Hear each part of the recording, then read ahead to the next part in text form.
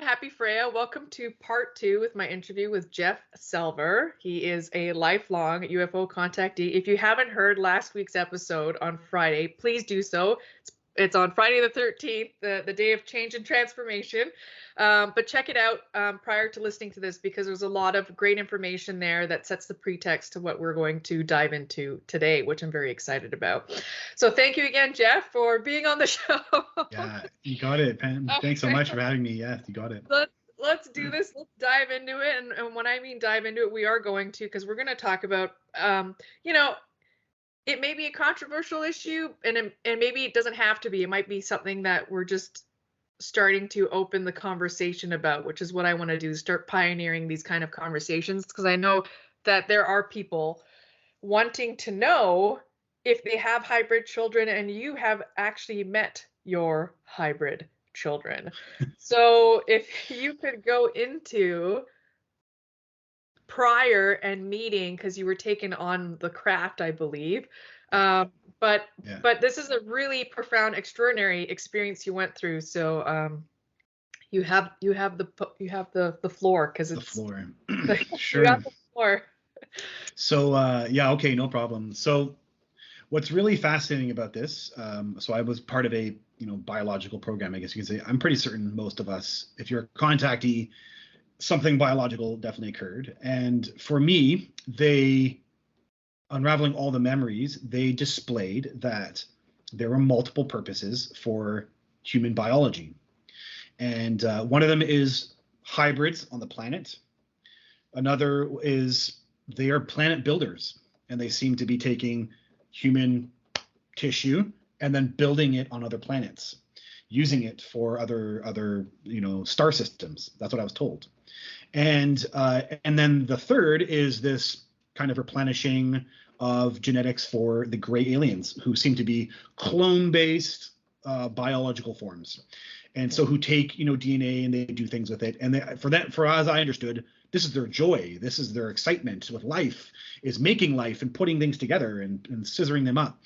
And so I met. So okay, in my 8th contact event, I had a very uncomfortable, quote unquote, sexual interaction with a gray alien. So I built this trust with this, the elder, who was the main gray alien I dealt with. And so at that point, I'd already had 7 contact events. In the 7th contact event, they said, "We're going to need your semen." And I was like, yeah. I actually was really uncomfortable by that. And I guess any human would. Also, I didn't know it would go there, right? It was, for me, It was kind of a trick.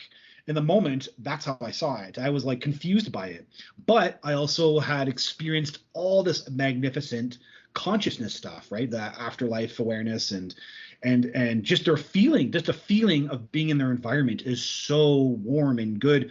And what I mean by that is, I'm pretty certain they changed the electrical field of the craft. So, and that's why telepathy is so easily experienced on the crafts, is you can feel them and everything's telepathic. And then a human is equally telepathic on the craft. The craft is alive. It has a whole life to itself. So it just feels good to be in their environment. And then when they do this, it really kind of throws you off guard a little bit. So she kind of preempts me. We're going to need this from you in my 7th contact event. And then in the 8th is when, and it's actually after the rising. It's after that they did this consciousness event to me. So something had changed, as I mentioned, in my biology. If you will, I had the genetic activation, and then my biology changed. So I became biologically valuable to them. That's how I see this. Sorry, the rising event, was that the White Room event that you're referring to? Yeah, let's put that together. So the White Room. Yeah. Was the model. I kind of always frame it as the rising, which happened 4 years later. That's how, whatever the beings can do, they can kind of box things in your consciousness and open them up when they want them opened. Okay. So 1993 was when I had the White Room. 1997 was the rising. And so I had 7 contact events in between that period. They're kind of building things up and working me and building it up. Gradually doing it, yeah. Yeah, then the genetic activation rising thing happens at the age of 20. Okay. And then right afterwards, I have a ton of biological contact events. It was It was the worst. I do not wish that on anybody. And yet it's these guys you're like kind of friendly with now. You're like, oh, aren't they my friends? I'm kind of confused by this. And yet for the human, all this biology stuff is really invasive. It all, for the untrained mind, it's perverted, right? It's disgusting. It's violating, and yet you have to kind of toss up. Am I having that experience? And you're like, is this not? And you're kind of confused about it. And the aliens themselves were very medical, very procedural. They weren't, they weren't perverted. They weren't any of those kind of weird things. And also they seem to be in this kind of like, raised kundalini, I kind of say, like a raised energy consciousness state that sex isn't even a thing. Sex is like a biological process, not a lovemaking thing that it is for humans. Okay. And so in my 8th contact event, the elders seemed to pull her energy out and put it into a walking tall human hybrid. Okay. She said, go to that room. And I went into this room, and then she basically got on top of me. And I wouldn't even call it sex because there was no movement. They just basically did this biological stuff in my brain and made me, orgasm. Then I was like, what are you going to do with that? And she said, we're going to make babies with it. Kind of like, hey, we're going to make babies with it, almost like excited. Yeah. And then I don't see those babies until, so that's 1998. 2000 and oh my god, 10 years later, I didn't even put that together. 10 years later, I actually see these babies. Yeah. Though I see other hybrid babies before that 2008, sorry. But they're not, I don't feel connected to them. So I see hybrid babies, and they really seem to be showing me hybrid alien, gray alien, human, like really mixed double species, like humans, like Caucasian or whatever, or whatever skin color, but but with slightly bigger craniums and black eyes. But then otherwise, the human body, right? Do they have hair, like hair and? Well, these were babies, so I don't recall seeing hair actually. Funny enough, yeah. Okay. So you're looking at really young. Okay. Yeah, and then I see them a year later, and they're growing up. Oh, but no, they don't strike me as No, they had some hair. They weren't bald. They weren't bald babies. Yeah, they had some hair on them. But yeah, there was some kind of they're hybrids, right? They're just mixture, and really I was like really uncomfortable by them because they do look a little bit strange. And then I got a bit more familiar with them. So I had this kind of experience where they kind of showed me these hybrid babies. I saw them in a plate in a baby pen, and these were not babies I felt connected to. So they were just showing them to me. Look, and you're going to be a part of this, they said one day. And so I'm seeing them in cribs, basically, like kind of alien cribs. And then the next year I come back and they're in playpens, and I'm with a whole bunch of other humans, and they want us to play with them. And they say, oh, go play with them. And so I'm playing with them, and I'm holding them. And yeah, there's some hair in their heads, but they're just kind of weird, mixtures of the two, basically, of a human and a gray alien. Okay. And she also tells me these are the children of the future. So she's really, and there's this whole impression that these guys are going to be put on planet Earth, this kind of human gray alien hybrid, and that they're going on Earth. These guys plan to put them on Earth eventually. And so that's that. But then in 2008, after not seeing any gray aliens or having any contact events for well over 6 or 7 years, I think 7 years at that point, that's when I had a run. Time. It's a long time. Like, no contact, like nothing from such a out of worldly experience, and then 7 years you just don't. Yeah, it's they really, and it really was the sensation of like, now go live your life. Like they really got the most out of me out of a very precious period of my life. And then they were like, done. And you can go do your own thing now and live your life. And then they kept coming in intermittently, kind of trying to remind me almost that, hey, we're here, and it'll be a big deal in the future, but we're not right now. And and so yeah, 2008 is that moment. And so yeah, I'm walking to my building, and I get taken from the building. I got put into a craft. The elder is driving the craft, and I'm like, hi, and she's like, hi, and then we basically go to a base. Like I can feel it's some kind of base but I can't see anything. I just can sense it from the kind of consciousness of the device that we're in, that we're getting into a base. And we walked down a hallway, and then she's like, they want to see you. she's preemptively, they want to see you. And I'm like, they? Who wants to, I kind of get excited. Who wants to see me? And she presses a button, opens the door. The door opens, and there are these like 6 uh like gray alien children, but they've got my DNA in them. So they're more gray alien, and then they have like the way I framed it is that they have tufts of hair on their face, and I can feel it's my genetics because it had my hair, like I had childhood hair that was light brown and like curly light brown, and that was on their heads and on their faces, and it was really odd. But I could feel they were mine, and I could feel they were hers, and I was like, these are ours. I'm like, oh my god, and I was, at that point, the aliens, I kind of understood them enough to know that like this isn't going to interact with my life. So I was like, oh, okay, interesting. Like, and I actually had affection for them. I was, I was like, oh, that's kind of cool. Like, oh, it was kind of cute also too. Like there are like gray aliens are like, they actually are innocently, they're detached. That's the problem from the human perspective. They're detached. So they do live dimensionally. So they're not affected by the same human things that we are. And so they have a bad rep. That's how I feel about them for being that detached. But honestly, their hearts are really beautiful, and they're really sweet and very kind, actually, and very gentle. And then these babies were like that. They were just these very sweet little creatures. And though they would look disturbing to a human by eye, I was I was kind of affected by them. But also, they're detached. So when I got to interact with them and mingle with them, then they were like, time to go. And I knew that they weren't going to be part of my life, and there was no feeling that I needed to be part of their lives. And that was kind of it. And I was happy to let it be. Yeah. Right. Thank you for your full transparency there. I mean, that was, thank you for that. Cause I have a clear understanding of kind of walking in your shoes and going through that experience. How old were your children when you visited them on the craft for this visit? And did they know who you were? Yeah, they knew who I was. Yeah, they knew who I was. They knew I was the biological. Now, it's not even right to say father. It's not. It's though I do ask, right? Do they not have that in their culture, or like our traditional, like on Earth, mom, dad, and you bond with your parents, and you grow up with your parents, and I don't actually learn enough.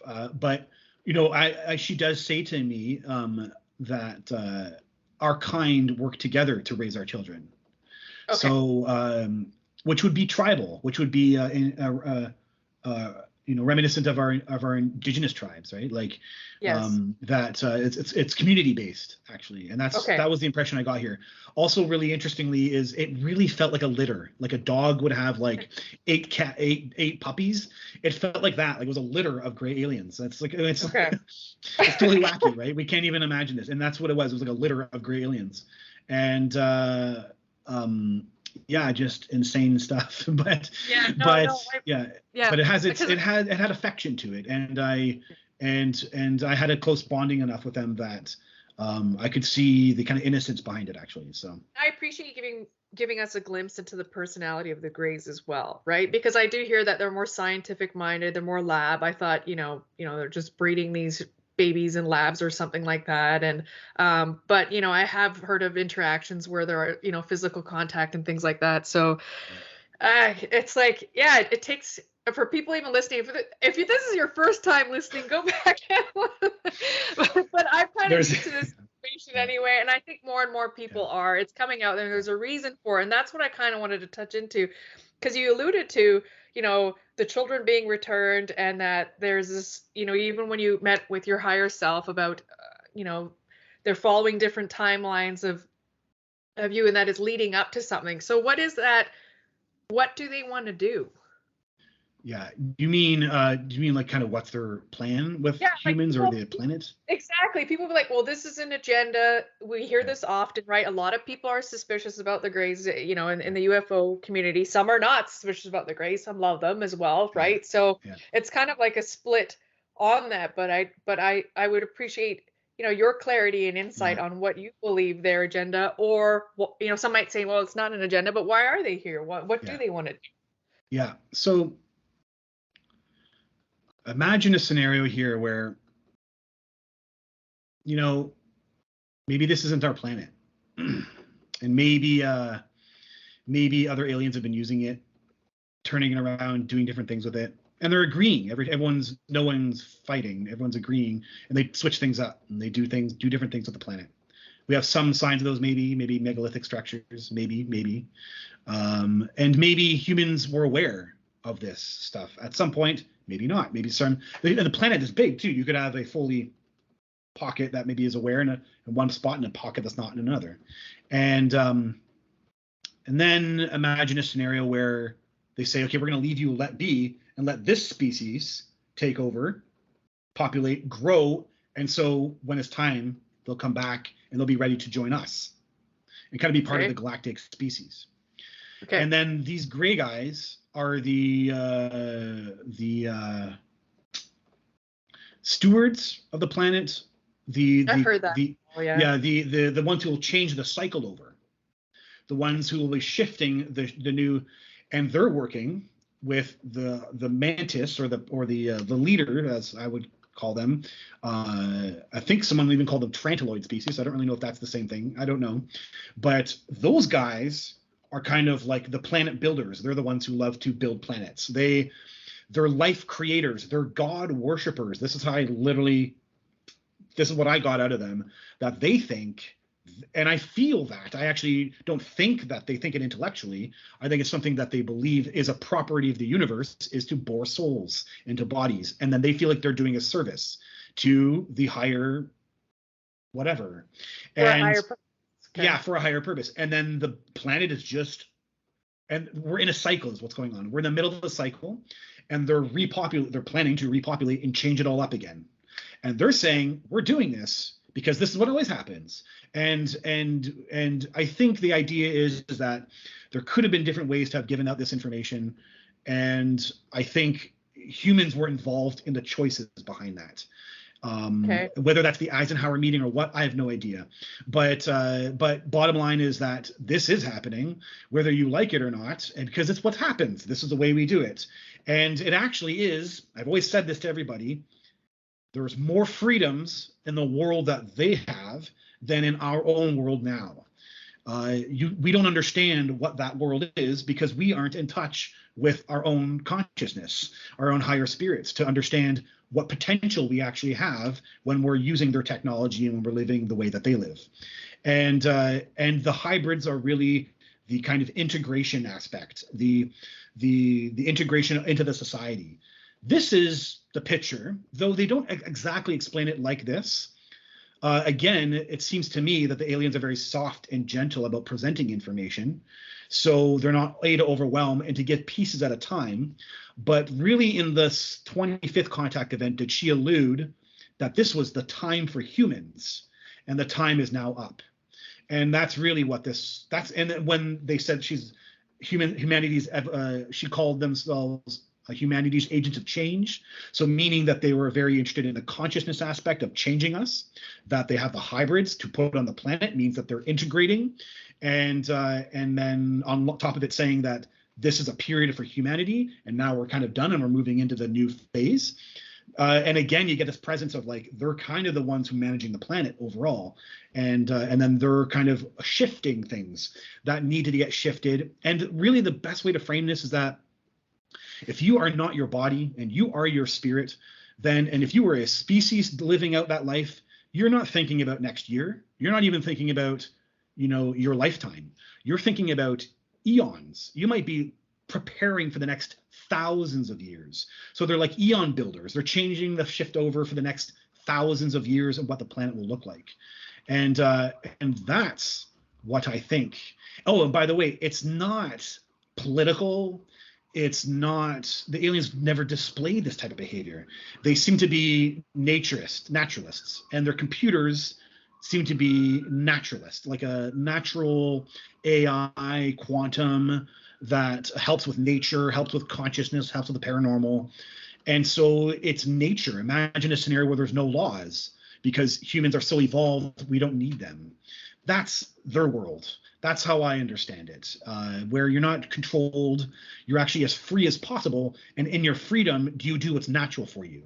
That's Oh, that's that's really, yeah, that is like a whole other, that's a different perspective and a different world that you're describing that not many people currently may not be too familiar with. And I liked how even previous we're talking about ego, but you're really reframing with your experience the inception of what the purpose of Earth is and challenging people's views of, how did we, right? right. That's the Yeah. disclosure part, right? That's why I Yes. say this is what imagine this is what disclosure is. Like, are you sure you want disclosure? Because what if it's this, right? What if it's like a whole reorientation of the human being altogether, right? Yeah. Yeah, and we're going to touch on that because I think that's a very big say, because and you also touched that upon that this is not something that in your views with the Greys, that they're not imposing anything on. This is just what they do. This is how they create life, and this is Right. how they plan life in a very large succession of different lifetimes and thousands of years. We're looking at thousands of years of a highly evolved species Yeah. developing life, and that this is just something they do. They build worlds, they build civilizations, different species build different civilizations, and Earth just seems to have been a place of almost like a playground. Yeah. Garden. I think Tom DeLonge. Some of these guys had that information, right? And they were like they were Yeah. framing it that way. What if planet Earth is a garden, right? And Right. from the mantis perspective, it would be a garden of bodies. Totally, a garden for bodies. Yes. Yeah. Oh, this is interesting, Jeff. Yeah. Okay, does this tie into the hybridization of returning the hybrid children? Does that tie into what you refer to as the enlightened city? Because this is a big aspect of your book as Yeah. well, that they're planning on building an enlightened city. Yeah. So again, like, so when it comes to this was their message through me for the reader, for the public. And Okay. the whole point is we're coming. Get prepped, Yeah. we're coming. Now, what does that really mean, right? Like, I don't even have any more information than that. And all I know is that was the point of it all. And it's a weird, I get put into a weird position about it. I know that I believe it because of everything else, not just what they told me, but as I'm learning more, not being an aliens and UFO guy, and finally kind of unraveling all this content, what I learned that government people knew does seem to be something along the lines of they perceive it as a threat. They perceive it as something like a takeover. They're perceiving it as something that they are scared of. But again, all the contactees are having this very beautiful nature, high consciousness experiences. Something isn't adding up with the picture, and I'm under, when she describes it this way, I'm like, oh my God, this is exactly what it is. They're kind of coming, and they're planning on kind of like the other twist to it. There's a twist to the whole planet, the city thing being here, which is, humans were kind of conditioned to our state of living, right? And I have a friend who is she grew up in the era of World War II, after World War II in Germany. And she said she grew up in a generation of people who were facepalming, wondering how the hell did we, agree to that, to what happened in World War II? How did us Germans as a people, and they kind of, she said they lived with like a collective guilt for her generation at least. And I feel humans will feel this way about the planet and the destruction of the environment. We are conditioned right now, and we don't understand that we've already gone overboard. and I think that plays into this idea of this kind of picture of the aliens saying we need to intervene, and you're kind of going overboard is kind of what's happening. And Lou Elizondo said something very specific to this too. Imagine the aliens were helping us before we fell off a cliff, right? Like this idea that their presence is actually now getting to a place of being required in a kind of an aggressive is the wrong word, but in a forceful fashion. And so what was the city about is the idea of, here we are, we're going to be here, and we're going to change the way things go on this planet.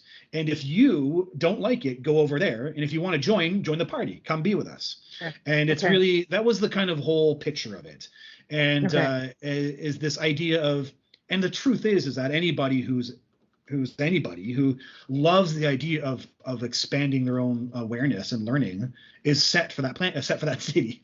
This is how they described it to me. And again, I don't, do I know this is for fact? I would say treat it symbolically. It could be factual. It could also be them knowing that these books are the way that humans learn about these aliens. So, it could be symbolic, and that they're actually, the symbology to that is, could disclosure be aliens judging us? Like, imagine that's what disclosure is also, where they're kind of like saying, what's wrong with you guys? You're killing all the species on the planet in the process, right? So I'm not clear because I don't like to prophesize, and I say that in the book specifically. I'm not prophesizing, but this is what they wanted you to know, and here's my kind of take on that. And then, so yeah, it is because I don't see the city per se. I see it as an image that she provides to me in this kind of imagination, or this kind of imagery that they project things. But it's not like I see plans. I don't see blueprints, and I don't see is it going to be in a certain country, that kind of thing? You just see the vision of it. You got it. And I don't see an actual future event, right? I don't go into it's 2050. Oh my God, look! Oh my God, there's a city, and I'm not seeing a future event, right? I'm seeing no Nostradamus predictions, Jeff. Yeah, no Nostradamus predictions. It's very specific what they do, and when they do it always on purpose. There's always kind of this larger thing to go to it. So it's like a hint dropped in. Tell them we're coming, and there'll be a city, and then she shows it to me in this imagery, and the hybrids would be in the city, and there was this idea that the city would be advanced, and there is an impression with, humans have to stop. You have to stop doing this destruction. You have to get out of these ways. And if you can't, then we need to be here in this way. So, yeah. So that's all for interpretation. What was the Eisenhower event? Just because you made a reference to it, could you just expand on that a little bit for those hearing? Yeah. So I actually have an essay on my website. It's kind of the idea that I could have had an appendix to my book. But I just made it free and available for everybody, and it's on the website. And I look at all the research. I look at all the facts. Is it possible? How do we know this apparent meeting with Eisenhower occurred? Could it have occurred? And then what could have been said now that we have an idea that maybe great aliens are telling governments that they're planning on putting themselves here, or at least interacting with humans in a way that could be a merging of societies. So I look at all those facts, and it does look plausible that an event occurred in February 22nd. I don't have the year in my head. Anyway, it's on that website. But 1954, is that what that they think it is? And there's a very specific night that Eisenhower was close to Edwards Air Force Base, and he left this meeting, and then the circumstances around that are just suspicious. That's all it is. It's suspicious. But what's happened is there's whistleblowers who all have high ranking. So Colonel Corso is amongst them, and I list a whole bunch of other people who've come out who said, yeah, there's actually a meeting with aliens. And we actually have a specific letter from someone who was there, and his letter was brushed off. And I find this very interesting, how this is how alien information has been treated mostly throughout the last several decades. And only now are we getting a pretty clear picture that the aliens were always paranormal and even maybe quote unquote spiritual. And the spiritual paranormal has been pushed aside for most of the facts. Yes. Yeah, it's almost like the scientists are saying, or the researchers are saying, yes, you think that was spiritual, but really there's no way the aliens think that way. And they're trying to control the information because they can't imagine it's spiritual by nature. Yet there's a letter that comes from the Eisenhower meeting. And I put everything online, and people can read this for themselves. And I'll also include the link too for those listening in. Just click on the link. I'll provide Jeff's website below. Sure. But go ahead. Thank you. Yeah, you got it. And it looks like, apparently from this letter, that whatever aliens came and interacted with the humans, whether the humanoids or gray aliens directly, it looks like they either removed in front of generals and politicians, removed their energy out of their body, and either did something paranormal or materialized matter, or did something to display their ability. And that was brushed off as nonsense by later researchers. But now, like, this is the facts. Like now we know that the aliens are paranormal by nature, and the things that they can do are just mind blowing. Yeah. And if it always comes back to the researcher. If they don't believe in spirit or consciousness, then you always get this idea of them kind of trying to reorientate research information to say no, there's no way it's that, and put which I think a different spin on it. yeah, a different spin, and it's really unfortunate because I'm certain it's why some people think gray aliens are negative, is because people are actually having consciousness experiences, and then the researchers are the ones to say nope. And of course they can meddle with the chemicals in your brain, and then but that's just not what's going on here. I've also heard too, like they're thinking of, and this is just some of the talks, is like, the government may be thinking of faking an invasion, and that all humanity has to come together and fight off these invaders and those kind of things. And they have such technology and power, and this is just my argument with this, is that and the spirituality of it just seems to be brushed off aside by many individuals. Military hire, these people don't seem to understand that aspect or incorporate it into the equation. But you're dealing with a very highly evolved species that could have taken over a long time ago, as in like it could have been yesterday. Why not?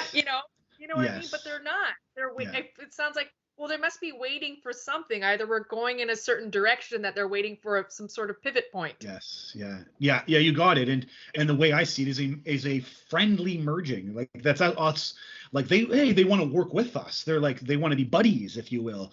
But they know they can't do that without the leadership. So you have this kind of budding of perspectives going on. And when you look at it, I do have compassion. I'm pretty convinced that the government does think it's a threat and does think that they're taking over. You can see this and I actually have it laid out in that essay. Generals who spoke this way, and of course you have Ronald Reagan who's spoken this way, and Ronald Reagan has some back documentation that he thought this way. So there is some kind of picture that it looks like. But if you were a government official, you might come to this conclusion on your own, because you're not sitting there saying, oh, what will we learn about the afterlife from aliens? You're sitting there saying, how can I protect my institution? And so if this thing is a threat to our institution, then this thing is a threat to us. That's what they're designed for. The government is designed as a military infrastructure, as a system to protect itself. That is its nature. And then everyone stepping into that is under self-preservation for their jobs and for their livelihood. And every government politician is in it for their own self-preservation. They're not in it for long-term 1,000-year pictures of aliens interacting with humans. So I see a budding of ideas and perspectives. It does seem that that there is and I said this also in the essay, you get two perspectives. It does seem that there's a perspective within the government that also agrees it could be beneficial to humans, because that's the only reason Luis Elizondo would have been able to come out, and the people around him being able to come out. If there is a positive perspective to it that they actually agree with, and yet there is a simultaneously negative perspective. And that would happen if you had a species doing what they told me, which is, we're coming, we're going to merge, we're the good guys, but you need to change your system of how you live. So all of that combined would create this picture that the government seems to be reflecting, which is, we don't want to do that. They're kind of like kicking and screaming.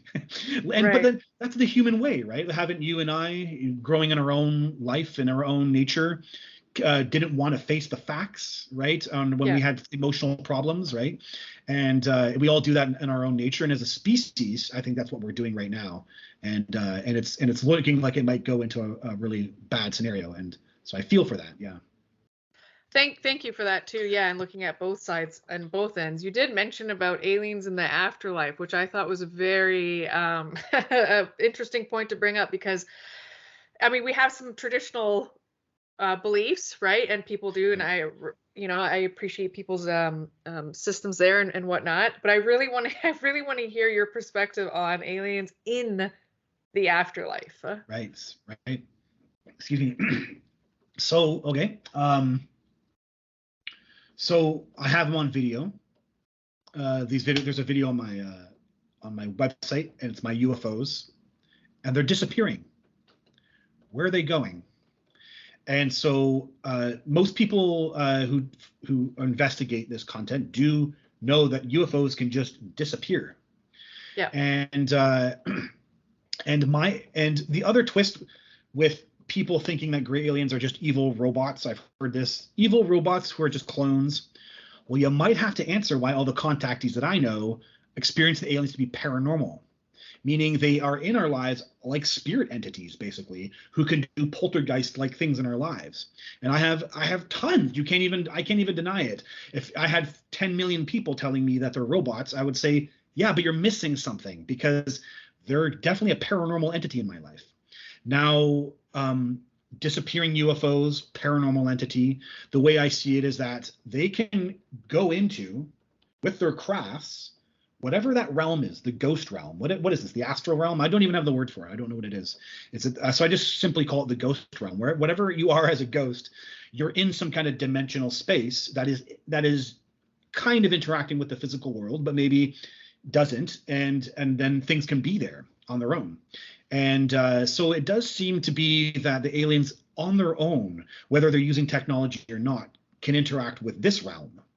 Okay. So then it's not too hard to imagine that they're just able to keep going, right? They're able to keep phasing, and especially if they're using technology. And I kind of think like I've had some people say, oh, well, humans don't need technology for that. They kind of always want to one up the aliens, right? But my perspective is that, but imagine if you had technology for us being able to phase into the astral realm, then you had a technology, you could measure things out. You could get so, like, what technology can do for us. We can, for everything that we involve technology, we can start measuring it and then do extra science and get very perspective. It gives you more, freedom to manipulate and operate within. So it seems to me that the beings have a kind of a paranormal ability, and then their technology works with that paranormal world, and then the idea that they can just keep going. And so there's this factual truth for me, because of my experience, that whatever we are as this higher self doesn't fully live here. We are the offshoot of that higher self, but it is in some dimensional space. That is, okay. I'm not even convinced it's here on Earth. It's actually just outside the Earth, in the upper atmosphere.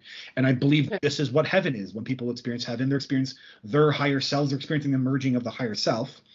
And the aliens even have that ability. They can go into that technology, their ability. So regardless of anyone's religion, you have a natural system going on of consciousness, a nature of consciousness that, regardless of what people believe, is happening anyway. And even if, there's tons of religions that don't believe in ghosts, but man, when you go down, the avenue of the research, there's pretty much research that you continue to live now beyond the body. And so regardless of what people believe, that's happening. So there's a nature beyond the religious ideas. And I think that's where the aliens are interacting with. They're interacting with the nature of the higher self, or they have the ability to. And for me, that also speaks volumes about, their purity as well too, because you have to be a level of a pure consciousness, which would be innocence, or it's the higher self is a purity of self, not distorted by, kind of our physical distortions of concepts and ideas. And so it's a purity of self, and then they themselves have to have some ability to be that pure also. And in my experience, they can be highly evolved, enlightened angel beings. And and they have the ability to, and so when they can be like that, they can be interacting with the higher self, whoever's higher self. And then imagine even crazier. And this is what happened with me. They had technology for the higher self. So they had technology to plan lives, right? This is where it goes, man. Holy crap. This is why disclosure is totally insane. That but how do you feel about that? That your life, you feel, was kind of planned? Do you feel like you have a free will, determination, and a destiny as a infinity and a spirit, that you came here by choice? Or that you are all part of that divine plan, or however you want to put that? How do you make sense of that? Yeah, great question.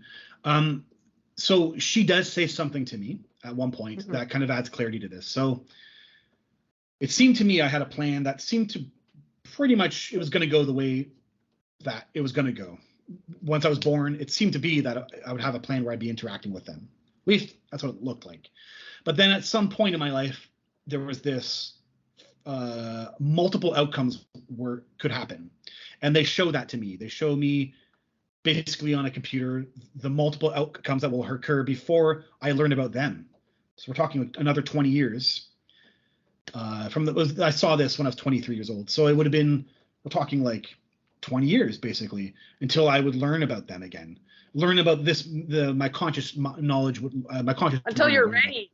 Till it's ready. That's right. Yeah. And there were multiple outcomes.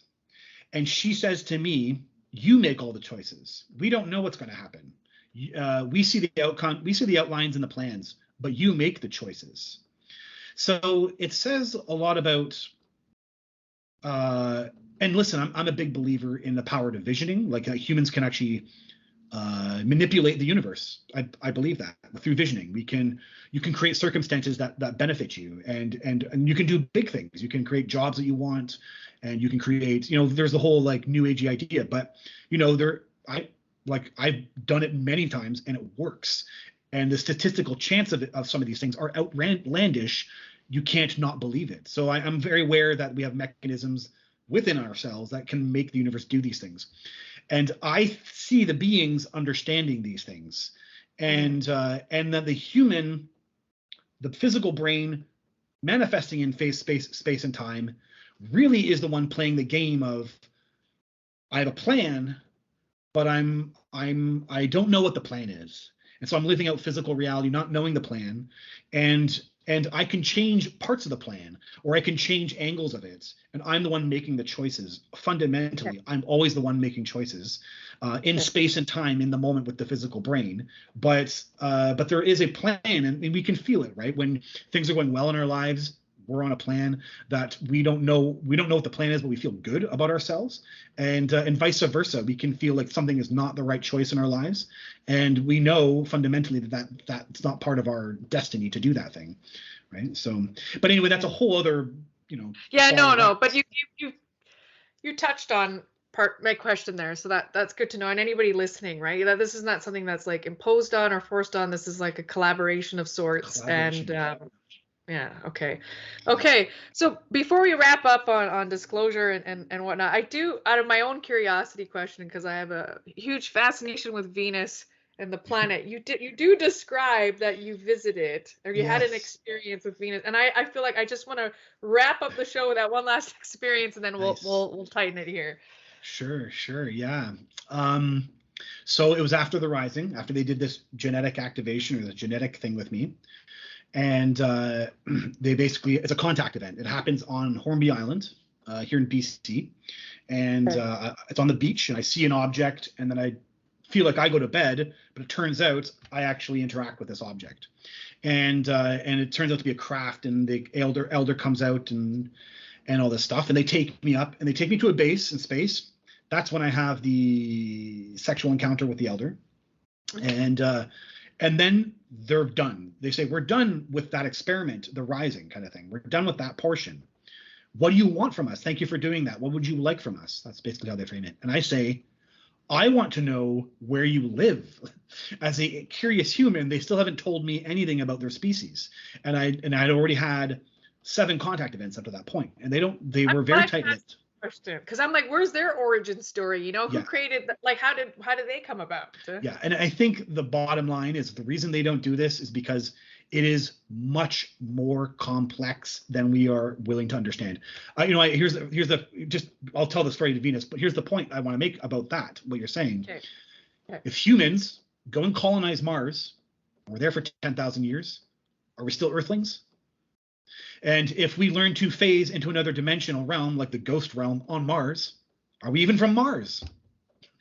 Right? Do you consider yourself? I see what you're doing there. That's a good. Okay, I see what you're doing. Yeah, and then do you even consider yourself from a human at that point? Right? Like, so I think when you deal with a million-year-old species, what possibly might be a million-year-old species, we might be dealing with a very complex picture that they know we're saying you're from your planet and we're from our planet, and we're thinking so simply, and they have no ability to tear all the whole picture apart. And so then they give us basic information in the process. So okay, Thank you for that. yeah, you got it. Yeah. So Venus. So I said, where are you from? And she said, we're from Venus. So I want to know where you live is what I asked. And she said, we're from Venus. And I was like really curious about that. I didn't understand. So she, in kind of like this way to make it really fun, like they were trying to make me feel good now after doing this thing with them, this rising with them. And so they were technically rewarding me for the work I did with them. And so she paired me up with a humanoid who looked my age. He was like a 20-year-old cool humanoid. I was gonna ask if you met humanoids as well, because I know there's a heavily involvement with the Greys, but thank you. Yeah. So you did meet an ET that looked human. Yeah. I have several different contact events with humanoids. This is a very friendly, like buddy. He was so, in that kind of like environment, you're so exposed. Everything's telepathy and you feel each other. And he was very, sincere and friendly and smiling. And so she said, do you want to show him where we live? And he's like, yeah. So that's just me and him. We leave the elder behind, the gray alien, and it's just me and him. We get into a craft in this base we're in, which is in space. It was outside Earth orbit. And then he gets me to drive the craft. So he's showing me how to drive it. And it's a thought-controlled craft, and I put my hands on a pad, and I'm learning how to drive out in space in between Earth and Venus. Sounds totally insane, but it definitely happened. And I do a bunch of kind of I had to learn this afterwards. I didn't understand this. I only had the experience I did, talked about it publicly. Then I learned that when you actually are flying crafts out in space, some people have done some science on this because other contactees noticed that crafts just zip from spot to spot. They don't fly around, and it'd be cool. Even I just love the idea of just flying around. But actually, technically, what I did, and the memory was fully, and I talked about this publicly before I learned these other details, that I just zipped. I saw a spot in empty space, and I flew there, and it was like a zip, and the craft showed up just basically immediately right in that spot. And then I turned it, and I focused at another spot, and it kind of, so I did this kind of stop and start all the way to Venus. And then he got on controls because I was nervous to, fly into something wrong. And then he flies us in, and we end up at a city. And this is a full city on Venus. And I mean out in the open. But when the craft lands, the door opens, and it's automatically, there's the confusion of like, whoa, like we can't breathe this, right? Like what's going on here? And he's like, no, it's all fine. Don't worry. He's like, the air is normal, is what he says. And I walk out, and it looked, I kind of see there was like steam coming off of the rocks. Like it was oozing. It had I know it's acidic, but I know that, anyway, it looked like a hellish environment. It did not look pleasant by any degree. And thick clouds were in the air, and the sky was orange yellow, basically. Like the atmosphere was orange yellow. And I get out, and I can breathe it. But what's obvious to me, and even at the moment, but I didn't have the wherewithal to inquire about it. I'm pretty certain we were phased, or like the city was phased.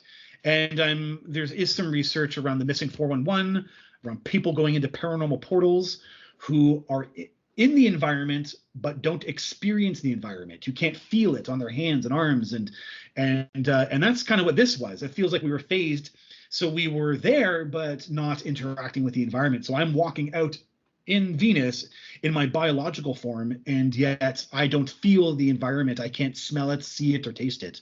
And so I'm in shock on this planet. We walk towards, so we kind of landed on this dock, and we walked towards this structure, and it was this larger structure connecting to all these tall buildings, and all the buildings are curved and smooth, not big concrete looking structures. The city felt alive, the same way the gray alien crafts feel alive. So it felt like it had intelligence, like there was an intelligence to the city. and even that it may have known I was there. And though there was no interaction, like there was no conscious interaction with this city, but he says, want to see where I live? So they're rewarding me, right? So they want to show me. So yeah, you want to see where I live, and I'll show you where I live. So I see where the human lives, and so we get on this kind of like light grid walkway. And by the way, yeah, there is freaking crazy, like there's tall gray aliens. I don't see any short gray aliens, surprisingly enough. I see tall gray aliens.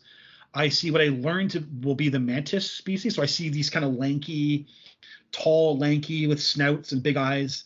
And I see humanoids, and they're all intermingling, and it's very relaxed, and it looks to be like leisure, and people. It's like Star Wars, interspecies. You hang out at the bar and you see like all different kind of people. Yeah, you got it, intermingling. Yeah, you got it. And what's interesting enough about the way they do this, they did the contact events, is that the prior contact event, I learned about a Federation of Planets. So it's like she's warming me up with information to, hey, yeah, we actually aren't just a solo species. We interact with other species. And so though it wasn't explained what is this, the Federation of Planets, like I never got told that. But anyway, so I'm out in this kind of environment. I'm on a light grid thing that knows where for me to get off. Like no one communicates to it. We fly on it, and then we come off in an elevator, literally a physical elevator. I go up to his place. I meet his mother. He lives with his mother. She's a humanoid, but they all have like, they're not fully human. Like they have like slightly different structure, like to their face. Like she specifically had like an outline to her eyes and outline to her chin that was a little bit off. So she wasn't exactly, she didn't look like a human taken from Earth living there. Right. And yeah, and there was a condo. They're living in a, but the walls were like curved, and the material felt natural. I can't even not like our plaster or our brick or our concrete. So I interact briefly with he shows me some things that are kind of fun, some technology, and I don't really understand half of it or any of it really. And then that's very brief, and we leave. And then he says, okay, now you get on the walkway and you go that way, and I'll go this way. And so he leaves me on the planet.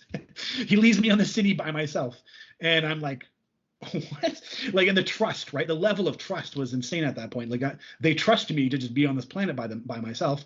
I get on the walk grid, but it takes me right away to another building and another condo. Okay. And I step out on this transporter, and it's the Elder's place. So this gray alien that I kind of interact with, that I kind of know the most, she has a physical location that she lives. And It is on this Venus building. It's in this building on Venus. And it is a condo. It's a condo. It would be equivalent to a human condo. It's a building. It's a room within a building, and it overlooks Venus. And I have a corroboration with an object that's on her. She has a device with which you sit in and observe graphics that come out, and I see this thing and I sit in it myself, and Susie Hansen has the same experience with these things in her contact events. I basically chill. It's also with the aliens, it is completely and always, we're on the ball. We're always having to do things with all the contact events, and in this one, she's rewarding me again. So I relax with the Elder. I literally sit on a couch, and she sits on a couch, and we just sit, and I reflect, and I get to talk in a kind of a casual way. I'm like, we did it. We made the thing that we were building up towards. And she's like, you did all the work. And she's very she's always kind of detached in these kind of emotional ways, but she's always very empathetic and compassionate as well too. And so she was speaking compassionately, but very detached, and says these nice things about me, and but then it's like, okay, we have to go, and it was kind of done, and that's it. So I witnessed their place, so this residence.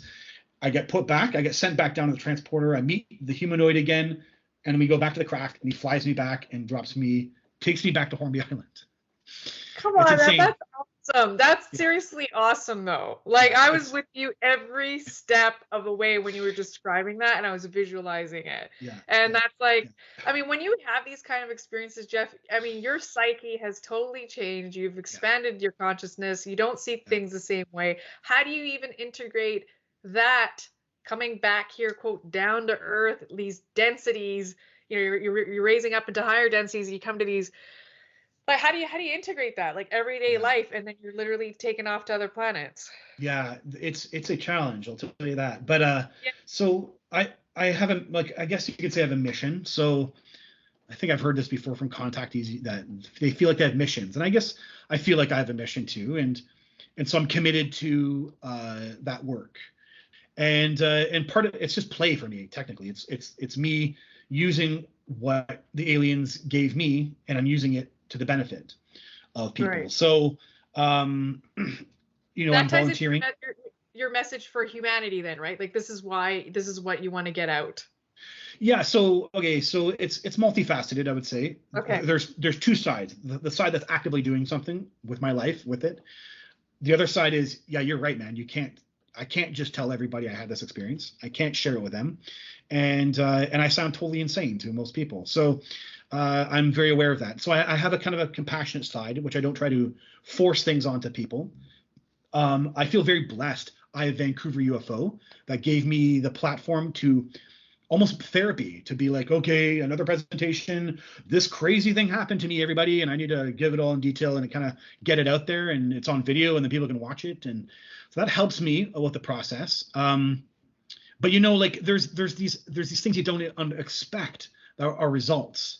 So here's an example. My workplace that I one of the buildings I kind of bounce around, my job I do now. I bounce around from place to place. The place was haunted. So everyone knew it had a ghost in the bottom, in the basement. So I helped the ghost transition. Yeah. And I had witnesses to do that were part of that. And it's just like the aliens, everything that happened with the aliens was a part of that. Like the telepathy, the sensitivity. For me, like I was called to do it. Like there was a gravity towards it. I had to be there. There was a synchronicity about it too. And I feel like those type of things are going on. I volunteer on the side, so I have all this kind of like volunteer work where I try to just help people, and then the books. Yeah, I kind of got these larger missions of, I have a past life awareness of someone famous in human history, and I really love working on that. And the book, I'm actually making a new edition with the book, and I'm planning on working with an artist to help really flesh it out with really great art. And so there's a lot of, and that has a mission in and of itself, which is making people aware, the positive side of the gray aliens, I guess you could say, right? Like I have people email me and they're very happy that I'm doing this, that I'm providing this perspective. And again, as you've even said yourself, so that itself is a mission. So there's having those missions is part of the way that you're integrating it into the world. Yeah. And the other is you literally just have to learn to, you can't tell everybody everything. So right. Yeah. Right. You're selective who you want to share with, especially early on. But I think later on, it's just going to change and you won't even give a crap. Yeah. Well, yeah, I have compassion because it, I think I said this to you in a previous conversation we had, that every aspect of this disturbs people.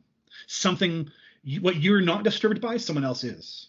And vice versa. And it doesn't matter what part of it is, someone is disturbed by something in it. And I learned that very early on, and I have compassion for that. Actually, I don't want to. As long as I have an avenue with which I feel I can talk freely and go all the way with my stuff and the way I say it, which is, the interview you provide for me today, which I appreciate for, and the Vancouver UFO, and I do have other friends who are contactees, so I do get that element dealt with. Otherwise, yeah, I still think it requires, treading gently on broken glass kind of idea, right? Yeah.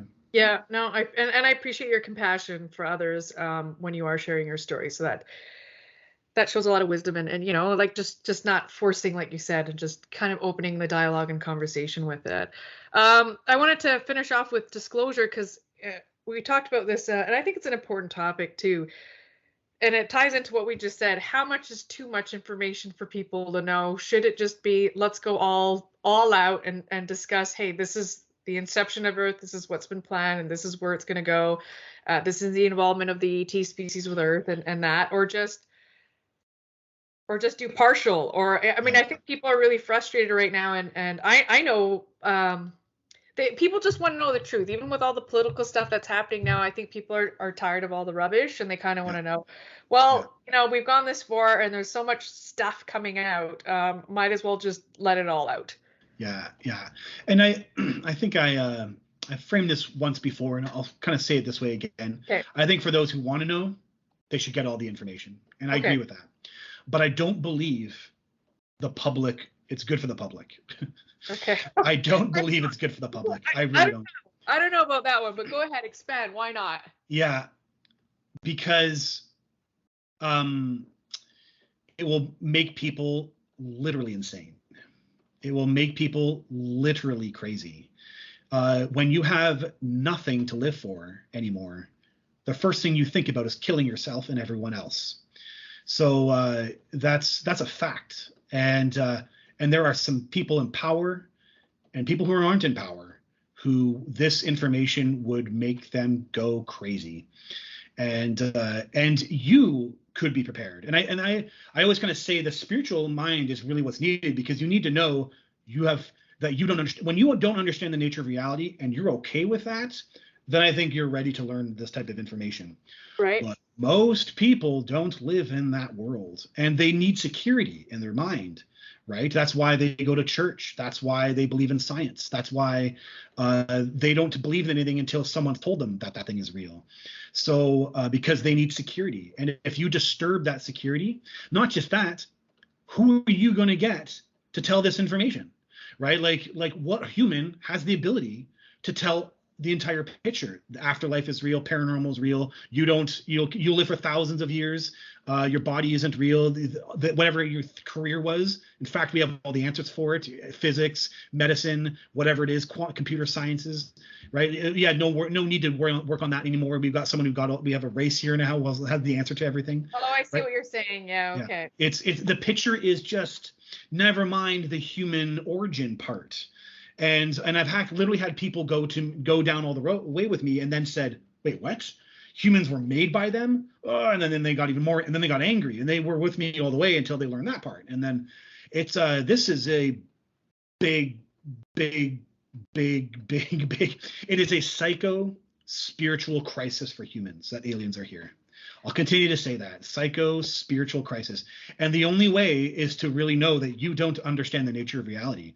And if you're okay with that, and that other beings could be here, I think that warms up the human for the larger picture ideas. And that's a spiritual perspective. It really is a quote unquote spiritual perspective, right, to believe that, there's more to the nature of existence than just what I perceive to be. And when you can accept that, then you can accept other beings may have already mastered some of these things, and that they are interacting with humans in a very gentle, offhandish way. And that, CE5, you can experience it for yourself if you want to. Right. Yeah. Yeah. But it is a I think the only ones actually understanding that perspective are in fact the governments, who are keeping the information away from people. Well, that's why people are trying to push for the disclosure, is to have the governments and have those files, if they, just get these things out. And because if it comes from an authority figure or whoever, then it must be real, as you were alluding to earlier. Oh, well, somebody said this, so now I must, Yeah. But how do you see it play out? If not that, then how would you see it? Well, I don't like the picture, and I don't want to create a gloomy picture either. I think it's I have a responsibility as I talk these ways, but for sure, the facts is that we're not set up for it, and I think and what's obvious is the aliens have been interacting one-on-one with governments, whether it's just a meeting that happened once and then every 10 years. I'm not convinced. I know there's some full-on conspiracy theorist people who believe Hollywood is controlled by gray aliens and lizards control Washington, and I just I don't go down that direction. I think that's a bit extreme, and there's no evidence for it. But I do think there's evidence for crafts coming down, and it does seem like in that picture is aliens telling humans, you got to tell your public. You got to tell people. Okay. And without doing it, this is the result: is a buildup of our way of living that might collapse, that might head to head with the facts of what our planet can deal with when it comes to the environment, and also what we can deal with as a species, what capitalism can even do and what it can't do, and how we kind of keep pretending it can. And I mean feed the poor and help. And when there's big, disruptions like 2008 recessions, how it really just gives more wealth to the top and more poor in the middle class keep the disparity. Like, this is science. This is economic science. And we now know from economic science, capitalism doesn't actually do the job we hoped it did when it was first made, 200 years ago. So you're talking about like larger political infrastructure, societal views, culture, and economy. You're talking about like almost like not the collapse of all of it, but that the disclosure will pretty much, it's just not going to fit. Bang on. That's it. And imagine any way that this moves. Okay, the government says UFOs are actually aliens. Well, that doesn't end. You think we don't want to know who those aliens are? Of course, yeah. Right. And then, okay, we meet one alien. The government pulls out on CNN. Joe Biden is sitting next to a gray alien. These are the kind gray aliens, or maybe it's a humanoid. But then what? We don't want to learn how they run their societies, right? It goes everything. It's a domino effect, and it doesn't stop, and it won't stop until the human, with their curiosity, is constantly trying to figure it all out. And the bottom line is that the afterlife is real, paranormal is real, the spiritual is real. All these we keep thinking that disclosure is we learn and we go back and live our life normally, and we don't. We don't. Yeah. And the answer to that is look at all the contactees. Right? Contactees don't go living their lives normally. They have extended consciousness abilities that they don't understand how to use properly sometimes. They don't feel like they fit in, right? And even within people who are contactees, they don't understand. Some people have different experiences within the contact field, and it's confusing too, right? Yeah.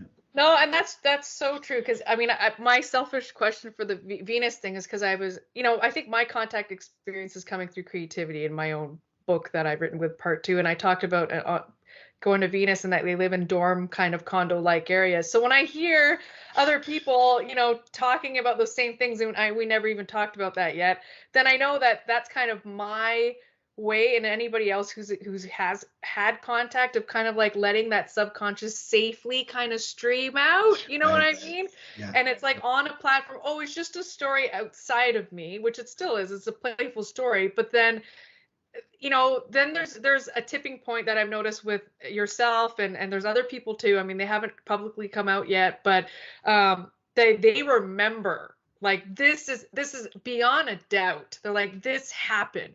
Yeah. I went on a craft. I went to this planet. I saw the gray ATs. This is what we discussed. I saw, and you cannot shake them. Yeah. Like, this is part of their experiential reality. Yeah. But they hit that, but I noticed there's like a switch when it does for certain contacts. As a former analyst, so I kind of look for similarities as well with people I talk to and in my practice. And I'm like, well, this keeps showing up, is that there's a moment, like you said, when the ETs know when somebody's ready, it's kind of like a switch, and it's like, oh snap, that wasn't a dream state. That wasn't, me just thinking about it or just driving in my car going, no, that was, you were taken on board and this is what happened. Take that screen memory out. So here's to those, because of your bravery, speaking in your story, that assisting and helping others to remember, and just to boldly go there where no man has gone before, and start getting these conversations out there, which leads me to my last question. With everything you've gone through with your ET contact experience, was it a pleasurable one? Was it good? Was it bad? Was it what would you put towards all of this? Yeah, no, it is it's an exchange. That's the first word. Okay. So you get I got the brilliant. I got the what's the word? The word is beyond this lifetime. It is a just seeing that afterlife, seeing that higher self, having that white room experience, still to this day is so incomprehensibly powerful, alters my life. It's a power I can rely on in the present moment.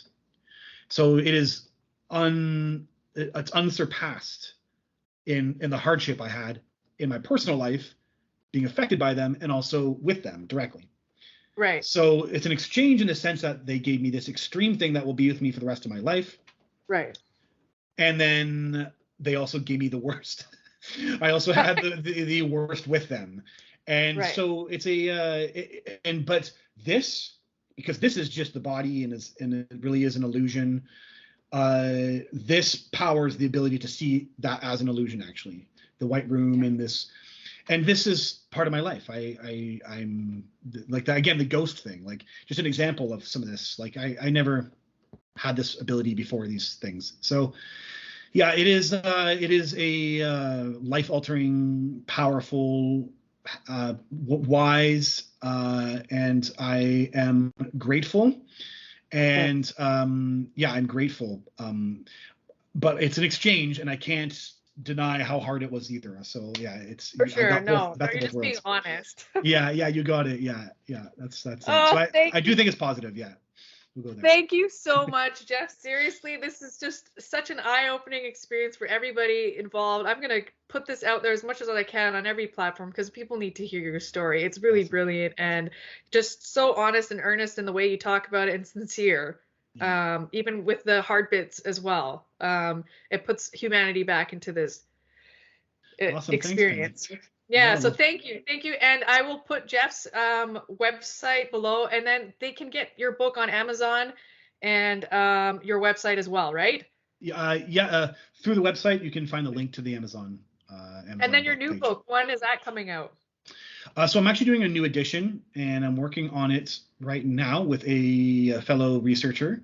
And it's the same book, same story, just I'm rewriting parts of it and yeah, getting an artist. And I unfortunately, I don't do this for a living, so I don't know. Hopefully within the year it'll come out. Yeah. Okay, awesome. We'll look out for that. Thank you, Jeff. And stay tuned for more cosmic interviews. All right, guys.